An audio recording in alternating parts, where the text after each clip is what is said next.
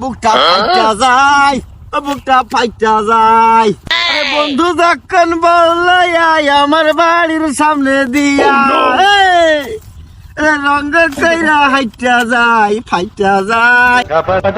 ও ভাই, ও ভাই, এই গ্রামের নাম কি ভাই? হ্যাঁ ভাই, ভাই বলবো না।